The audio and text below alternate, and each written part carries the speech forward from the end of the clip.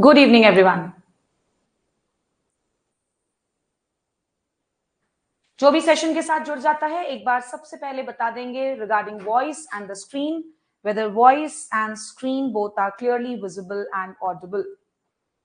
दामिनी, उषा, आप जुड़ चुके हो बेटा, एक बार प्लीज कंफर्म कर देना regarding the voice and the screen. Good evening Usha. तुम्हारा जो डाउट है ना उषा, वो मैं आपको कंफर्म कर दूंगी, थोड़े दिन का समय दो मुझे। Yes, all clear, fine.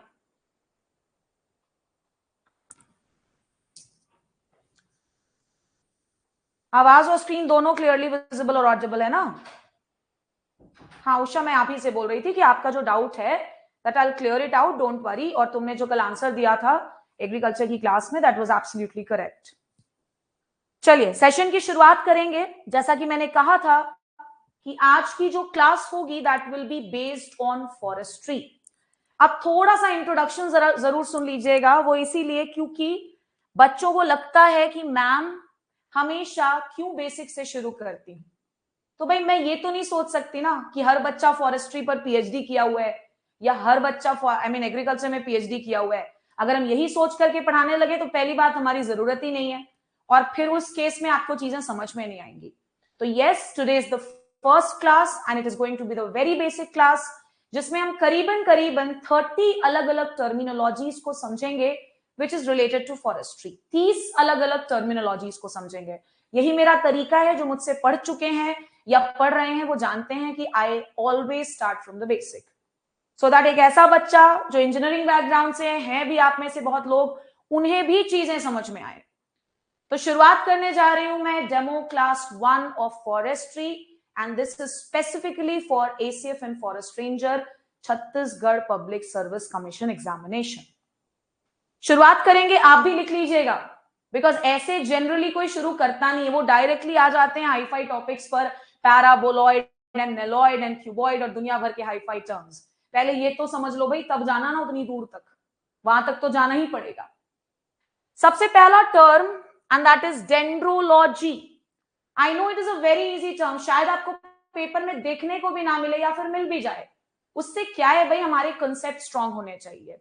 तो ध्यान रखना कि then when we say about dendrology, dendrology का मतलब हमेशा होता है द स्टडी ऑफ ट्रीज।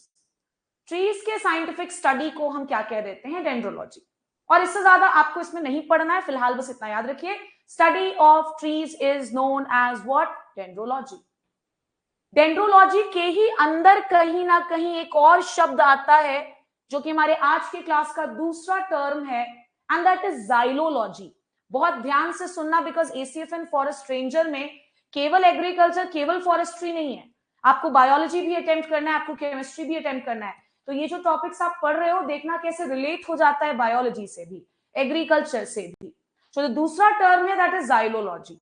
एक चीज मैं आपको सिखा दे रही हूं, वो हमेशा याद रखना कि जाइलो शब्द का मतलब ही होता है लकड़ी, वुड, एंड लॉजी या फिर लॉगी का मतलब ही होता है भाई स्टडी। सो कुल मिलाकर के xylology is the study of wood. लकड़ियों के साइंटिफिक स्टडी को भी कॉल इट एज जाइलोलॉजी। अब आगे ध्यान से सुनना कि इस जाइलोलॉजी में हम किन किन चीजों के बारे में पढ़ते हैं। तो हम वुड के स्ट्रक्चर को पढ़ते हैं, भैया अपना स्ट्रक्चर तो होगा ही, और साथ ही साथ वुड के कंपोजिशन को भी पढ़ते हैं कि लकड़ी आखिर कौन कौन सी चीजों से मिलकर के बनता है। तो structure of would, composition of would, ये सारी की सारी चीजों को हम जाइलोलॉजी के अंदर पढ़ते हैं। अब एक इंपॉर्टेंट सवाल ध्यान से समझना, एक क्वेश्चन आता है पेपर में, वुड शुगर किसे कहा जाता है? वुड शुगर किसे कहा जाता है? लकड़ी में पाए जाने वाला शुगर, किसी को पता होगा तो बताइएगा प्लीज। किस शुगर को हम वुड शुगर के नाम से जानते हैं? Which sugar is known as wood sugar? Damini तुम तो बता लोगे, प्रियंका कल की क्लास में तुम शायद जुड़े हो और उसके बाद निकल गए हो मोस्ट प्रोबेबली, तो भैया लाइव क्लास किया कीजिए। जिन्होंने भी कोर्स में एनरोलमेंट ले लिया, मैं उनकी बात कर रही हूं। दामिनी तुम बता सकते हो बेटा, बताओगे एक बार? Very good, yes. Wood sugar हम किसे कह देते हैं? जाइलोस को। इसलिए मैंने शुरुआत में ही कहा कि जाइलो का मतलब ही याद रखिएगा, जाइलो मतलब होता है लकड़ी, and would sugar is xylose. किसी को पता है जाइलोज में कितने कार्बन होते हैं? बिकॉज शुगर है मतलब that will be made of carbon, उसमें कार्बन होगा, उसमें हाइड्रोजन होगा, उसमें ऑक्सीजन भी होगा। किसी को पता है जाइलोज में कितने कार्बन होते हैं? एनी आइडिया जाइलोज में कितने कार्बन है? मुझे और भी बच्चे नजर आ रहे हैं जो फॉरेस्ट्री वाले ही हैं, तो भाई फॉरेस्ट्री वालों से तो उम्मीद की जा सकती है कि उनको तो पता होगा। हाँ जी बताइएगा, जाइलोज में कितने कार्बन होते हैं? Anybody of you? नहीं पता है, खुद फॉरेस्ट्री वाले बच्चों को भी नहीं पता है, ध्यान से देख लो भाई। आपको मैं बता दूं कि जाइलोज में 5 कार्बन होते हैं, और कोई भी ऐसा शुगर जिसमें 5 कार्बन होता है उसे हम पेंटोज शुगर कहते हैं। क्या कहते हैं? Pentose sugar. Yes, very good. पूरी तैयारी में आए हो क्या मिस्टर बॉन्ड? पेट्रोलियम इंजीनियरिंग वाला बच्चा बता रहा है भैया जाइलोज के बारे में। अच्छा हाँ, तुम कैसे नहीं बता पाओगे? यस यस यस, तुम्हें तो पता होना चाहिए। चलिए, बढ़िया सा फोटोग्राफ भी है हमारे सामने कि अगर हमें नहीं समझ में आए तो फोटोग्राफ हमें समझा दे कि ये टर्म होता क्या है। Dendrology study of trees, xylology is the study of wood. तीसरे टर्म पर आ रहे हैं, ये आपको फॉरेस्ट्री के अलावा और कहीं पर भी पढ़ने को नहीं मिलेगा, और ये तीसरा टर्म है फ्लूटिंग। क्या टर्म है? फ्लूटिंग। क्या टर्म है जी? फ्लूटिंग। अभी देखोगे इसका डेफिनेशन पढ़ती हूं। स्वेलिंग, स्वेलिंग का मतलब है कोई चीज उभर गई हो, कोई चीज जो है वो सूज गई हो, ऐसी चीजों को हम स्वेलिंग कहते हैं। स्वेलिंग या फिर इन्वॉल्यूशंस ऑन द स्टेम। अरे कुल मिलाकर के इतना ज्यादा इंग्लिश सीखने की जरूरत नहीं, बस आप इतना याद रखो कि स्टेम पर उभरे हुए हिस्सों को हम फ्लूटिंग कह देते हैं, जो कि एकदम साफ नजर आ रहा है इस फोटोग्राफ में। मतलब इस फोटोग्राफ के बाद मुझे कुछ बोलने की भी जरूरत नहीं है कि फ्लूटिंग क्या होता है। हाँ, मुझे ये बताना पड़ेगा कि कहां कहां पर फ्लूटिंग नजर आता है। आज की भी क्लास में बताऊंगी, और डिटेल क्लास में तो पूरा लिखेंगे भैया कौन कौन से फॉरेस्ट के ट्रीज में फ्लूटिंग प्रॉपर्टी देखने को मिलती है। So fluting is the swelling on the stem. आगे बढ़ते हैं नेक्स्ट पॉइंट की तरफ। एग्जाम्पल भी मैंने लिया हुआ है, that fluting is seen in lower parts of tectona grandis. Spelling correct कर लीजिएगा। टेक्टोना ग्रैंडिस जिसका कॉमन नेम क्या है? टीक। टीक के स्टेम के जो लोअर हिस्से में हमको क्या नजर आता है? फ्लूटिंग नजर आता है। क्या यहां तक सारे पॉइंट समझ में आ गए? डेंड्रोलॉजी, जाइलोलॉजी और fluting. Is it clear to everybody? Fluting क्या है? स्टेम में पाए जाने वाले उभरे हुए स्ट्रक्चर्स जिसे इंग्लिश में हम स्वेलिंग या फिर इनवॉल्यूशन कहते हैं। याद भी करके जाना है आज के आज, ध्यान रखना, सारी चीजों को याद भी करके जाएंगे आज की क्लास में। अभी तक तो याद हो भी गया होगा अगर आप चाह रहे होंगे याद करना। चलिए आंसर कीजिएगा, रिप्लाई कीजिएगा, मुझे बताइएगा सभी बच्चे कि swelling on the stem is known as what? Chat में लिखिएगा जल्दी से। स्वेलिंग या इन्वॉल्यूशन ऑन द स्टेम क्या कहलाता है फॉरेस्ट्री में? फॉरेस्ट्री में स्वेलिंग या फिर इन्वॉल्यूशंस ऑन द स्टेम क्या कहलाता है? आंसर करिए फटाफट। Very good Damini, very good Deepika, good Priyanka. Fluting कहलाता है, वेरी गुड। ऐसे ही अगर रिवीजन हो जाए तो कोई भी सब्जेक्ट डिफिकल्ट नहीं है। अब आगे बढ़ते हैं बेटा चौथे टर्म पर। तुम में से जो एग्रीकल्चर वाले बच्चे वो सोच रहे होंगे मैम यहाँ पे तुम हैलोफाइट क्यों पढ़ा रही हो? यहाँ पर भी हैलोफाइट पढ़ना है? बिल्कुल, फॉरेस्ट्री में भी तो प्लांट ही पढ़ रहे हो भाई, एग्रीकल्चर में भी प्लांट पढ़ते हो, तो कॉमन चीजें तो मिलेंगी ही आपको। अब एक चीज और सीखो आज की क्लास में, हैलो का मतलब होता है सॉल्ट। वो हेलो फोन वाला नहीं, hello. Hello means what? Salt. Halophyte, phyte शब्द का मतलब होता है प्लांट। फाइट शब्द का मतलब क्या होता है? प्लांट। तो ऐसे प्लांट्स जिनको नमक से बहुत ज्यादा प्यार है, मतलब नमकीन सॉइल है तो चंगा ग्रो कर जाएंगे, इनको कोई दिक्कत नहीं होगी, ऐसे सारे प्लांट्स को हम हैलोफाइट कहते हैं। और फॉरेस्ट्री में एक टॉपिक है आपके एसीएफ एंड फॉरेस्ट रेंजर में जिन्हें हम कहते हैं मैंग्रोव प्लांट्स। मैंग्रोव प्लांट्स बहुत अच्छे एग्जांपल्स होते हैं किस चीज के? हैलोफाइट्स के। They are salt loving plants, बहुत प्यार है नमकीन एरिया से। एकदम चंगा ग्रो कर जाते हैं नमकीन सॉइल्स में। और मैंग्रोव फॉरेस्ट आपके सिलेबस में दिया हुआ टॉपिक है। मैंग्रोव का ये स्पेशल कैरेक्टर होता है कि मैक्सिमम ऑफ देम कैसे होते हैं, halophytes, they are salt loving. I am sure आपको समझ में आ गया होगा। आगे बढ़ते हैं पांचवें टर्म पर। पांचवें टर्म पर आते हैं और ये भी आपके फॉरेस्ट्री से रिलेटेड है, and that is epiphyte. Epiphyte, आओ मैं आपको तोड़ करके समझाती हूं। एपी का मतलब होता है सरफेस, और फाइट का मतलब हमने आपको पहले ही सिखा दिया, प्लांट। अब समझो एपीफाइट क्या है। ये है मेरे हाथ का सरफेस, ये है मेरे हाथ का सरफेस, यहां पर कोई प्लांट ग्रो कर जाए, एपीफाइट कहलाएगा। एपीफाइट्स ऐसे प्लांट्स होते हैं जो किसी दूसरे प्लांट के सरफेस पर ग्रो कर जाएं। और आपको पढ़ना है, ध्यान रखना इस चीज को। फिर से रिपीट करें, एपीफाइट्स ऐसे प्लांट्स होते हैं जो किसी दूसरे प्लांट के सरफेस पर ग्रो करते हैं। और आपको फॉरेस्ट्री में ऑर्किड के कुछ बड़े इंपॉर्टेंट स्पीशीज पढ़ने हैं जो एपीफाइट्स होते हैं। इनमें से एक का नाम तो अभी याद करते जाओ, वैंडा। क्या नाम है? वैंडा। वैंडा ऑर्किड है। कैसा ऑर्किड है? एपीफाइटिक ऑर्किड है। इसके अलावा एक और ऑर्किड होता है बल्बोफाइलम। बल्बोफाइलम भी ऑर्किड है, और कैसा ऑर्किड है? एपीफाइटिक ऑर्किड है। कैसा ऑर्किड है? एपीफाइटिक ऑर्किड है। इसीलिए मैंने पढ़ाया, मैंने बस हैलोफाइट पढ़ाया और आपको एपीफाइट, बिकॉज हैलोफाइट भी मैंग्रोव से रिलेटेड है फॉरेस्ट्री के अंदर, और ऑर्किड में भी आपको कुछ ऐसे स्पीशीज हैं जो फॉरेस्ट एरियाज में पाए जाते हैं, इसलिए आपको पढ़ना जरूरी हो जाता है। सो आई एम श्योर ये पहले के 5 टर्म्स आप सभी को अच्छे से क्लियर हो गए होंगे। Is everything clear to everybody? Because छठवें टर्म पर आएंगे, टोटल 30 टर्म्स पढ़ने हैं आज की क्लास में। Is every point clear to everybody?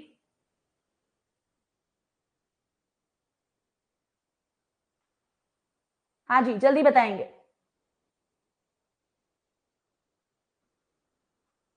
Yes ma'am.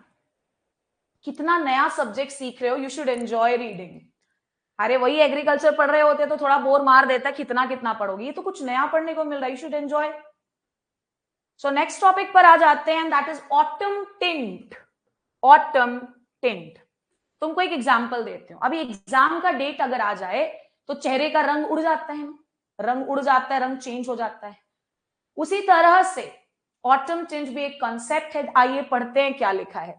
It refers to the colour change before leaf fall. पत्तियों के झड़ने से पहले उनमें जो कलर चेंज ऑब्जर्व किया जाता है, इसे हम कहते हैं ऑटम टिंट। आपको एक हिंट दे देती हूँ कि टिंट का मतलब ही होता है भैया कलर। सो ऑटम टिंट क्या होता है? कलर चेंज जो कि लीफ के फॉल से पहले नजर आता है या पत्तियों के गिरने से पहले आपको देखने को मिलता है। अभी एग्जाम का डेट आ जाएगा तो चेहरे का कलर तो चेंज होगा, वैसे ही पत्तियों के झड़ने से पहले उनमें जो कलर चेंजेस होते हैं उन्हें ऑटम टिंट कहते हैं। और टिंट का मतलब याद रख लो ना, कलर होता है। टिंट का मतलब ही क्या होता है? कलर होता है। नेक्स्ट टर्म पर हम आ जाते हैं, and that is 7th number का term, which is evergreen species. ये बार बार आपको पढ़ने को मिलेगा फॉरेस्ट्री में, एवरग्रीन डेसिडुअस, एवरग्रीन डेसिडुअस। अब ये एवरग्रीन स्पीशीज ऑफ ट्रीज क्या होते हैं? तो बच्चा सोचता है जिसकी पत्ती कभी ना झड़े वो एवरग्रीन स्पीशीज है। ना भाई, ऐसा नहीं है। एवरग्रीन का मतलब क्या होता है कि जब तक नई पत्तियां नहीं आ जाती हैं तब तक बूढ़ी पत्तियां पेड़ से अटैच्ड रहती हैं।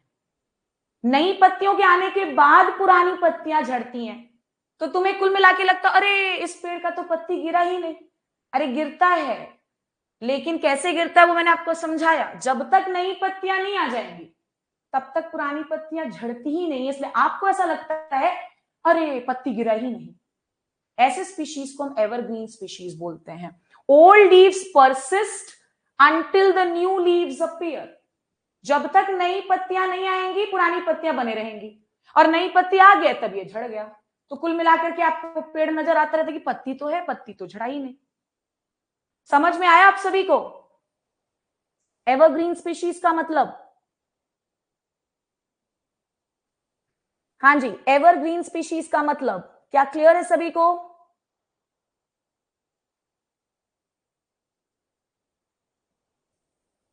एवरग्रीन स्पीशीज, क्योंकि अभी आपको एग्जाम्पल्स भी पढ़ने हैं, तो जल्दी से मुझे बता दो, इज एवरग्रीन स्पीशीज का concept clear to everybody? Yes ma'am.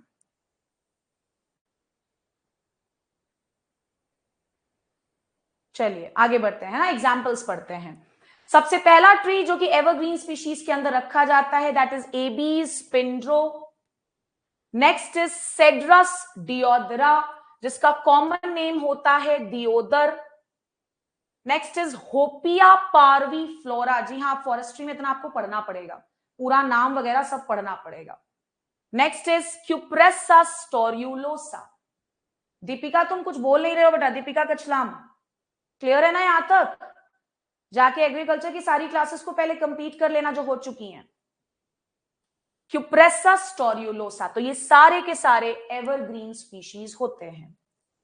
Next हम आ जाते हैं डेसिड्यूअस स्पीशीज पर। एवरग्रीन का मतलब समझ में आ गया, तो अब डेसिड्यूअस भी आ जाएगा। डेसिड्यूअस का मतलब क्या है? Distinct leafless period for some part of the year. Evergreen में तो हमने आपको समझाया कि जब तक नई पत्तियां नहीं आएंगी तब तक पुरानी पत्तियां झड़ती नहीं है, तो आपको ऐसा लगता है कि पत्ती तो कभी गिरा ही नहीं, आपको ऐसा लगता है। डेसिड्यूअस स्पीशीज का मतलब है कुछ समय ऐसा होगा साल भर में जब वो पेड़ जो होगा वो बेचारा बिना पत्तियों के पड़ा रहेगा, और ऐसे स्पीशीज को हम डेसिड्यूअस स्पीशीज कहते हैं। एग्जाम्पल्स हैं एडीना, पढ़ना पड़ेगा, एलियांथस, बॉम्बैक्स। ध्यान रखना कल की भी क्लास बहुत इंपॉर्टेंट होगी, अगर ये क्लास मिस करोगे तो आगे ऐसी भी चीजें समझ में नहीं आएंगी। Adina, ailanthus, bombax, holoptelea, lannea and melia. Holoptelea, lannea and melia. Next term पर आते हैं and that is term number 9, जो कि है टेपर। जो कि क्या है? टेपर। अगर आपने किसी पेड़ का तना वाला हिस्सा ध्यान से देखा होगा तो आप एक चीज ऑब्जर्व करोगे कि ये है अगर बेस और ये है अगर तने का टॉप मोस्ट पार्ट, तो जैसे जैसे आप बेस से ऊपर की ओर जाओगे तने के डायामीटर में, व्यास में कमी आती जाएगी। नीचे में सबसे चौड़ा रहता है और ऊपर जाते जाते जाते जाते सकरा होता जाता है। इसी चीज को हम टेपर कहते हैं। Diameter of the stem decreases from base to the stem. From base to the stem बोलो या फिर अपर पार्ट बोलो, जैसा बोलना है बोल सकते हो। डायामीटर में कमी आना नीचे से ऊपर की ओर बढ़ते वक्त, इसे हम क्या कह देते हैं? टेपर। इसे हम क्या कह देते हैं? टेपर। नेक्स्ट टर्म पर आ जाते हैं, वेरी इंपॉर्टेंट, इसका पूरा क्लासिफिकेशन पढ़ना है जब आप डिटेल क्लास शुरू करोगे फॉरेस्ट्री की, एंड दैट इज क्राउन। भैया हमें टेपर तो समझ में आ गया है ना, टेपर हमें समझ में आ गया। क्राउन क्या है? ये ऊपर वाला जो हिस्सा दिख रहा है जिसमें खूब सारे ब्रांचेस होंगे, शाखाएं होंगी, खूब सारी पत्तियां होंगी, ये अपर ब्रांची और लीफी पार्ट क्या कहलाता है? क्राउन कहलाता है। भैया क्राउन तो सर पे ही लगाते हैं ना इधर, तो upper most part of the tree जिसमें ब्रांचेस होंगी, शाखाएं होंगी और पत्तियां होंगी, वो क्या कहलाता है? क्राउन कहलाता है। और क्राउन के टाइप और उसके एग्जाम्पल से सवाल आते हैं, ध्यान रखिएगा। तो कुछ फोटोग्राफ्स मैंने लिए थे, एक्चुअली मुझे बस एक दिखाना था आपको। आई डोंट नो ये फोटोग्राफ क्लियरली आपको विजिबल है या नहीं है, बट मोस्ट प्रोबेबली नजर आ रहा है। इसमें ना मुझे एक क्राउन आपको दिखाना था, आई डोंट नो ये साफ साफ आपको नजर आ रहा है कि नहीं, बाकी मैं नेक्स्ट क्लास में इसका बढ़िया सा फोटोग्राफ लेकर के आऊंगी। क्राउन के अलग अलग टाइप्स होते हैं, सिलिंड्रिकल होता है, कॉनीफेरस होता है, एक बड़ा स्पेशल टाइप का क्राउन होता है दैट इज वीपिंग क्राउन। ऐसा लगता है पेड़ रो रहा है, उसका जो क्राउन है वो एकदम झूला हुआ होता है, जिसे हम क्या कहते हैं? Weeping crown. और ये वीपिंग क्राउन जो है ये किस पर्टिकुलर ट्री में देखने को मिलता है? सैलिक्स। सैलिक्स जिसे कॉमन लैंग्वेज में हम क्या कह देते हैं? विलो। क्या कह देते हैं? विलो। आई होप आप सभी को समझ में आ गया होगा, बाकी डिटेल क्लास में इन सभी का क्लासिफिकेशन देखेंगे। एक बार मुझे बता दोगे कि क्या यहां तक पढ़े हुए सारे पॉइंट्स आप सभी को क्लियर हैं? यस और no? Are all the points clear to everybody? मुझे नहीं लगता कि कोई दिक्कत होगा, और बेसिक सीखना जरूरी है भाई। यहां पर आकर के हम सिर्फ अपना नॉलेज दिखाने नहीं आए, हम यहां पर यही बताने आए हैं कि मैं अपने नॉलेज के साथ तुम्हें कितने आसानी से एक्सप्लेन कर सकती हूँ। This is not a platform to show my knowledge, to show my teaching skills बिल्कुल, but not to show my knowledge over here. चलिए आगे, 11th नंबर का पॉइंट सिल्वीकल्चर। तुम ये चीज नहीं बोल सकते ना 100% गारंटी लेकर कि ये नहीं आएगा। यू कैन नॉट से लाइक दिस, वो भी Chhattisgarh public service commission ACF forest ranger के लिए तो पिछले बार का पेपर देख करके कतई नहीं बोला जा सकता। इसलिए एक एक चीज जरूरी है, कुछ मिस नहीं करना, सब पढ़ डालो। Silviculture, it is a branch of forestry, ये फॉरेस्ट्री की शाखा है, which deals with establishment, establishment मतलब किसी चीज को बसाना, establishment, development, development उसको बढ़ाना, बसाना फिर बढ़ाना, केयर उसकी देखभाल करना, and reproduction of forest trees. तो सिल्वीकल्चर जो साइंस है, इसके अंदर हम फॉरेस्ट ट्रीज के 4 हिस्सों पर काम करते हैं। फॉरेस्ट ट्रीज को स्टैब्लिश करवाना, उनको डेवलप करवाना, उनकी देखभाल करना और उनके रिप्रोडक्शन पर भी फोकस करना ताकि वो फैलें। So establishment, development, care and reproduction, इन 4 चीजों को हम किसके अंदर पढ़ते हैं? सिल्वीकल्चर। किसके अंदर पढ़ते हैं? सिल्वीकल्चर। आगे बढ़ते हैं 12वें नंबर के टर्म पर, and that is silvics. Silviculture हो गया, अब है सिल्विक्स। सिल्विक्स क्या है? It is the study of life history and general characters of forest trees. Silvics के अंदर तुम ट्रीज का जनरल कैरेक्टर पढ़ते हो, भैया पत्ती इस समय पर झड़ा रहे, फ्लावर का कलर ये है, फैमिली ये है, साइंटिफिक नाम ये है, क्रोमोसोम नंबर ये है, ये होते हैं जनरल कैरेक्टर। और जनरल कैरेक्टर के अलावा तुम और क्या पढ़ते हो? लाइफ हिस्ट्री भी पढ़ते हो। और क्या पढ़ते हो? Life history. तो ये सारी चीजें कहां पर चली जाती हैं? सिल्विक्स में चली जाती हैं। YouTube को कंटिन्यूअसली फॉलो कीजिएगा, बिकॉज मैंने कल भी फॉरेस्ट्री पर बेस्ड एमसीक्यू सेशन लिया है, और आज 3 मई है, 4 मई को मैं फिर से फॉरेस्ट्री के जेआरएफ के कई सारे सवालों को डिस्कस करूंगी। So do keep following me on YouTube as well. इसके अलावा उधर भी फॉलो कीजिएगा। नेक्स्ट टर्म पर आ जाते हैं, दैट इज टेंडिंग। टेंडिंग, कोई भी ऐसा ऑपरेशन जो तुम फॉरेस्ट्री के बेहतर के लिए कर रहे हो, उसके फायदे के लिए कर रहे हो, that is known as tending. Any operation carried out for the betterment of trees. एक एग्जांपल देते हैं, क्योंकि तुमने एग्रीकल्चर में ये चीज सीखी थी ना, वीड। क्या वीड हमारे प्लांट्स के लिए अच्छे होते? नहीं ना। तो उनको हटाना भी फॉरेस्ट्री में टेंडिंग माना जाएगा, बिकॉज उनको हटाने से ही तो मेरे ट्रीज को फायदा होगा, कॉम्पिटिशन कम होगा। सो कोई भी ऐसा ऑपरेशन जो ट्रीज के बेहतरी के लिए किया जाता हो, that is known as tending. That is known as what? Tending. ये बीच बीच में जो जुड़ते हो ना, आपको चीजें समझ नहीं आएंगे, I am saying it to you. जीबी सतीश। नेक्स्ट हम आ जाते हैं 14th नंबर के टर्म पर, very important again. NTFP full form है non timber forest products. Non timber forest product. चलो आप लोगों से एक सवाल, टिम्बर मतलब आप क्या समझते हो? Tell me, what do you mean by timber? What do you mean by timber? एक आपके लिए सवाल है, सिंपल सी चीज है। टिम्बर का मतलब क्या है भैया? तुम फॉरेस्ट्री पढ़ रहे हो, इतना बेसिक तो आएगा। नहीं पता है किसी को भी? किसी ने तो लिखा, दीपिका। Commercial trees.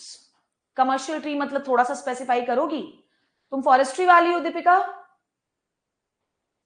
तुम फॉरेस्ट्री बैकग्राउंड से हो?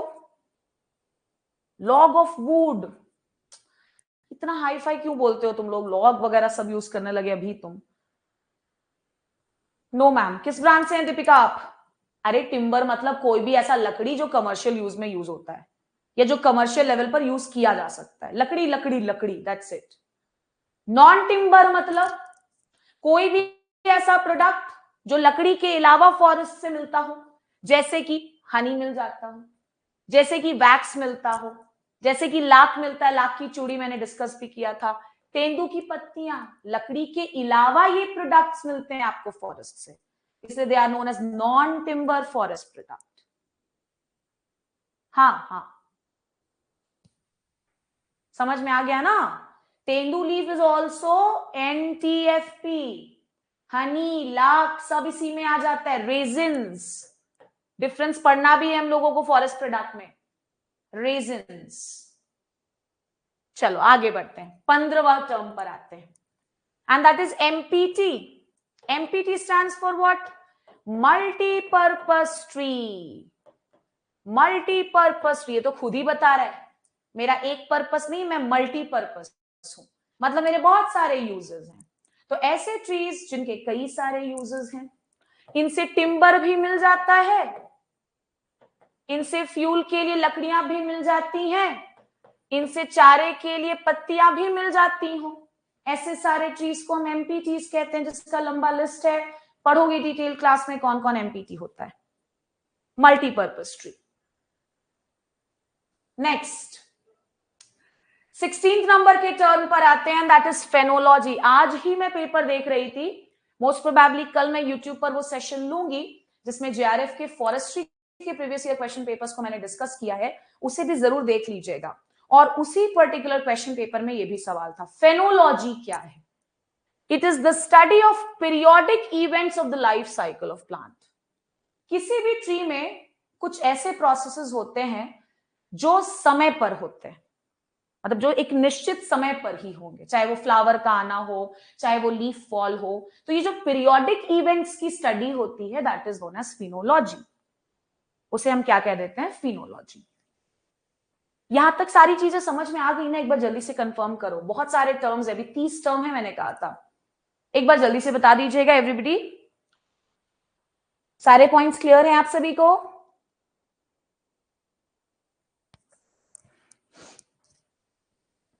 सेवनटीन नंबर के टर्म पे क्योंकि आऊंगी मैं अभी। कल एग्रीकल्चर की पहली क्लास हो चुकी है, आई होप जिन्होंने कोर्स में एनरोलमेंट ले लिया था उन लोगों ने नोट्स मेकिंग कर लिया, बिकॉज मैं नोट्स कभी भी मंगवा लूंगी, आपसे ध्यान रखना। 17 नंबर के टर्म पर आते, बहुत इंपॉर्टेंट है, that is bio drainage plant. समझना ध्यान से।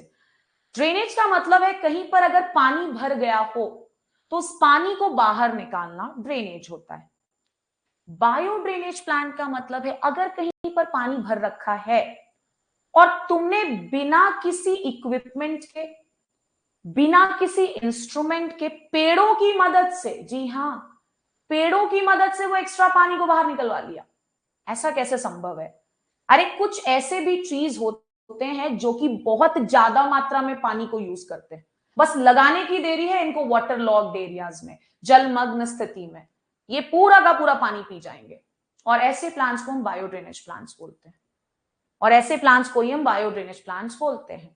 सबसे बेहतरीन बायो ड्रेनेज प्लांट है जो कि बहुत इंपॉर्टेंट फॉरेस्ट्री भी है, that is eucalyptus Nilgiri, family myrtaceae. Next acacia nilotica, D sissoo मतलब dalbergia sissoo, tecomella, prosopis, parkinsonia, but सबसे best bio drainage plant eucalyptus होता है, the best bio drainage plant. इतना ज्यादा मात्रा में पानी पीते हैं ना कि बस इनको लगा दो तुम ऐसे एरियाज में जहां से पानी बाहर नहीं निकल पा रहा है, देखो कैसे बढ़िया पी जाएंगे, पूरा पानी सफाचट हो जाएगा उधर से। नेक्स्ट 18th नंबर का टर्म है extension forestry. Extension forestry, x का मतलब ही आउट, बाहर किसी चीज को फैलाना। अब एक्सटेंशन फॉरेस्ट्री में क्या करते हैं समझ लेना, it is practice of practising forestry in areas devoid of trees. ये नहीं समझ में आया तो मैं बोल रही हूं ना, समझ में आ जाएगा।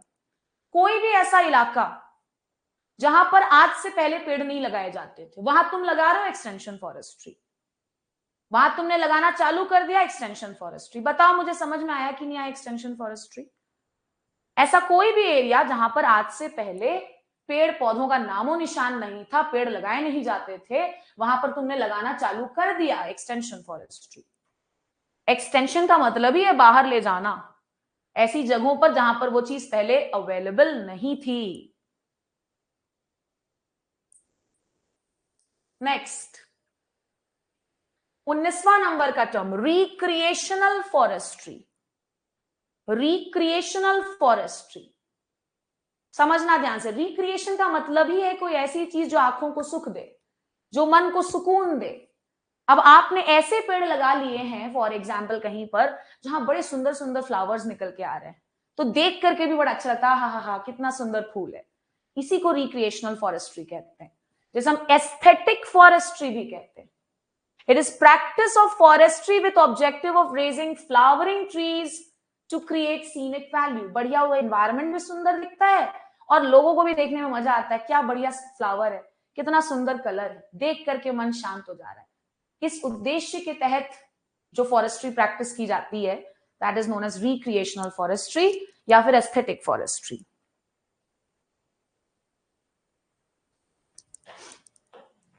अरे भाई शेयर भी कर दिया करो कभी कभार वीडियोस वगैरह को तुम लोग। 20वें नंबर का टर्म एग्रोस्टोलॉजी। जब कंपटीशन ही नहीं होगा तो फिर क्यों पढ़ोगे?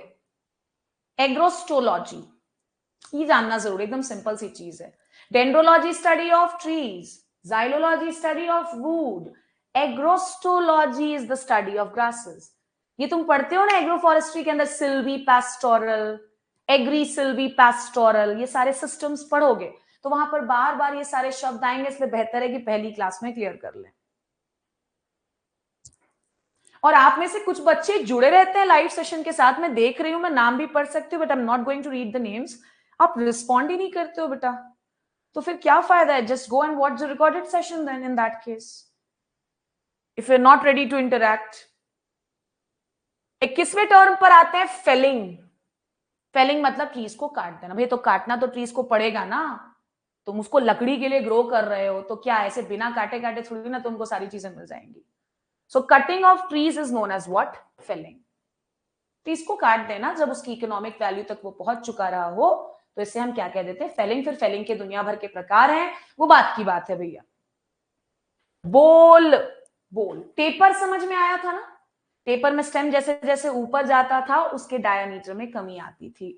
तो ये जो मेन तना होता है, ये जो मेन तना होता है जिसके ऊपर बार्क लगा हुआ होता है, देखना बार्क को हिंदी में छाल कहते हैं, लकड़ी लकड़ी जैसा कुछ रहता है स्टेम के ऊपर, इस मुख्य तने को हम फॉरेस्ट्री में बोल कहते हैं।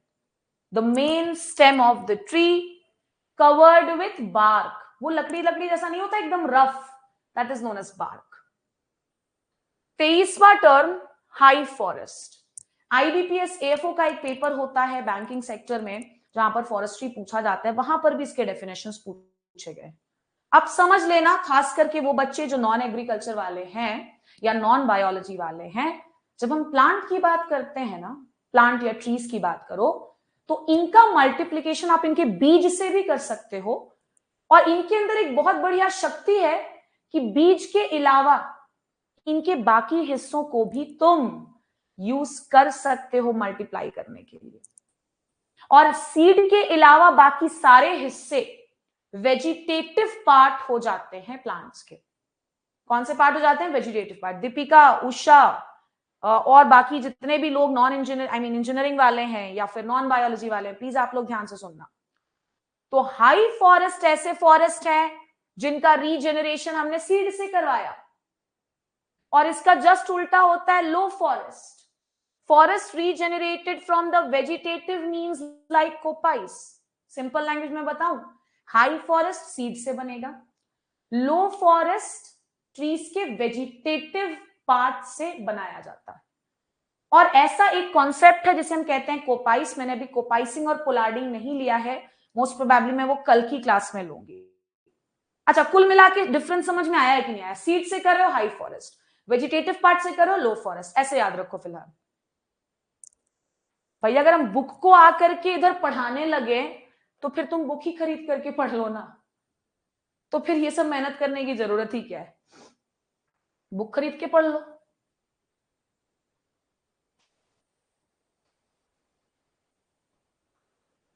हाँ, समझ में आया ना डिफरेंस? थोड़ा बहुत तो आया ना? अच्छा ठीक है, कोपाइस नहीं समझ में आया होगा, आई एम श्योर आपको आ गया होगा समझ में हम क्या बोलना चाह रहे थे। नेक्स्ट है बेटा लॉपिंग। लॉपिंग लॉपिंग कटिंग ऑफ ब्रांचेस, शाखाओं को काट देना। अभी क्यों काट रहे हैं? हो सकता है वो बीमारी ग्रसित हो सकता है वो मर चुके हैं, तो काट करके तो हटाओगे ना, cutting of branches. Next vermin, आज ही मैं फॉरेस्ट्री का पेपर देख रही थी, आपके सिलेबस में वाइल्ड लाइफ प्रोटेक्शन एक्ट है जिसमें अलग अलग शेड्यूल्स में क्या क्या चीजें दी गई हैं ये भी आपको पढ़ना है। तो वही मुझे एक सवाल याद आ गया, एक सवाल देखा था मैंने कि vermin wild life protection act 1972 के किस शेड्यूल में रखे गए हैं, ऐसा सवाल भी आया है ना पिछली बार, वाइल्ड लाइफ प्रोटेक्शन एक्ट। खैर वर्मिन क्या है? छोटे animals which are vectors of disease or can spread disease, छोटे छोटे एनिमल्स जो कि किसी भी बीमारी को फैलाने में बहुत ज्यादा हेल्प करते हैं, ऐसे एनिमल्स को हम वर्मिन कहते हैं। ऐसे एनिमल्स को हम क्या कहते हैं? वर्मिन। तुम लोगों का एक छोटा सा होमवर्क है कि तुम मुझे ये बताओगे कि वर्मिन्स के बारे में वाइल्ड लाइफ प्रोटेक्शन एक्ट 1972 के किस शेड्यूल में बात की गई है, शेड्यूल का नाम बताओगे। ऐसा सवाल आया है पिछली बार। 27वें टर्म पर आते हैं लिग्नोट्यूबर। लिग्नोट्यूबर, अब ये लिग्नोट्यूबर क्या है? देखो कैसा बढ़िया सूजा हुआ है ना, देखो। अच्छा वो फ्लूटिंग से मत इसको कंपेयर कर देना ना, तुम्हें खुद ही दिख रहा होगा, फ्लूटिंग तने पर था, ये तो जमीन से अटैच्ड है। Swollen growth on base of few trees, जी हाँ, ट्रीज के बेस में निचले हिस्से में कभी कभार इस तरह का सूजा हुआ ग्रोथ हो जाता है जिसे हम लिग्नोट्यूबर कहते हैं। और लिग्नोट्यूबर्स भी यूकालिप्टस के किसी किसी स्पीशीज में मिलता है। स्पीशीज का नाम अभी मत जानिए, अभी बस आप जान लो यूकालिप्टस। यूकालिप्टस को तुमने बायो ड्रेनेज प्लांट्स में भी पढ़ा था अगर आपको याद होगा। 28वें टर्म पर आते हैं, that is but, BUTT but. क्या होता है बट? ध्यान से देखो, ये है मुख्य तना, बोल जिसको कहा, ये सबसे चौड़ा वाला जो हिस्सा होता है, मोस्ट चौड़ा हिस्सा।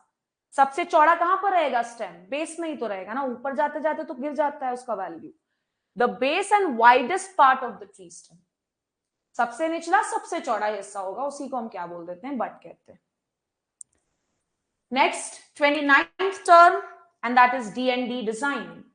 D&D डिजाइन, पहले वाले डी का मतलब है डायग्नोसिस और दूसरे वाले डी का मतलब है डिजाइन। इसको शुरुआत करने वाले ऑर्गेनाइजेशन का नाम है इक्राफ, जो कि नायरोबी कीनिया में है। थोड़ा सा सुन लेना ये होता क्या है। आप डॉक्टर के पास जाओगे तो डॉक्टर को आप अपने सिम्टम्स बताओगे कि मुझे बुखार आ रहा है, मेरा पेट दुख रहा है, और ये सिम्टम्स की मदद से डॉक्टर आपकी बीमारी को डायग्नोस करेगा और फिर आपके लिए दवा लिखता है। यही है डायग्नोसिस एंड डिजाइन। हमने कोई पर्टिकुलर लैंड एरिया की स्टडी की, देखा यार क्या दिक्कत क्या है इस लैंड एरिया में, यह है उस लैंड एरिया के प्रॉब्लम को डायग्नोस करना, और उसके बाद प्रॉब्लम डायग्नाइज कर लेने के बाद एक प्रॉपर एग्रो फॉरेस्ट्री सिस्टम का कॉन्सेप्ट देना कि अच्छा भैया ऐसा लैंड है तो यहां पर ऐसा एग्रीकल्चरल क्रॉप लगा लो, साथ में ऐसा फॉरेस्ट्री लगा लो। इसलिए डायग्नोस करो फिर डिजाइन दो। किस चीज का डिजाइन? एग्रो फॉरेस्ट्री सिस्टम का डिजाइन। समझ में आया कि नहीं आया? इसीलिए हम पहले दिन बेसिक क्लास लेते हैं। Again I am saying I am here to show my teaching skills, not my knowledge. तुम्हें समझ में आने से मतलब है, तुमसे पेपर में सवाल बनने से मतलब है, नॉट एल्स। लास्ट है विवी पेरी। एग्रीकल्चर वाले सोचेंगे अरे मैडम यहाँ पे भी विवी पेरी पढ़ा रही हो, हाँ तो पढ़ाना तो पड़ेगा। विवी पेरी में क्या होता है, पहले तो जान लो कि मैंग्रोव्स जो पढ़ाया था ना मैंने अभी शुरुआत में, मैंग्रोव प्लांट्स में विवी पेरी का भी प्रोसेस देखने को मिलता है, जो हैलोफाइट्स में भी पढ़ाया था। हाँ थैंक यू दामिनी। अब ये विवी पेरी क्या होता है? सीड का जर्मिनेशन कायदे से सॉइल में ना होना चाहिए भाई, सीड बना ही है सॉइल के लिए, अब वो सीड प्लांट पे पड़े पड़े ही जर्मिनेट कर जा रहा है। सोचो प्लांट पे पड़े पड़े मतलब सीड कहां रहता है? फल के अंदर, फल के अंदर अंदर वो जर्मिनेट करके छोटू सा प्लांट भी बना लिया है।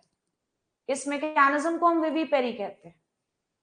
इसी मैकेनिज्म को हम क्या कह देते हैं? विवी पेरी। सो ये थे हमारे 30 इंपॉर्टेंट टर्मिनोलॉजीज, और भी हैं ध्यान रखिएगा। ये सिर्फ एक छोटा सा क्लास था जिसको 40 मिनट हो गया लेते लेते।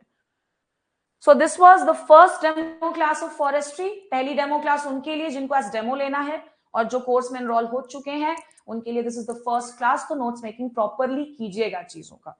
मैं पीडीएफ बांटने में कभी भी भरोसा नहीं करती हूँ जब तक कि कुछ ऐसा ना हो कि हाँ वो जरूरी था, वो एक्स्ट्रा था जो मुझसे छूट गया हो। शेयर जरूर करेंगे बिकॉज इसी लेक्चर को मैं यूट्यूब पर भी अपलोड करूंगी अपने फ्रेंड्स के साथ जो तैयारी करने की सोच रहे हैं। Good night everyone, thank you so much. Thank you बेटा, थैंक यू एवरीवन।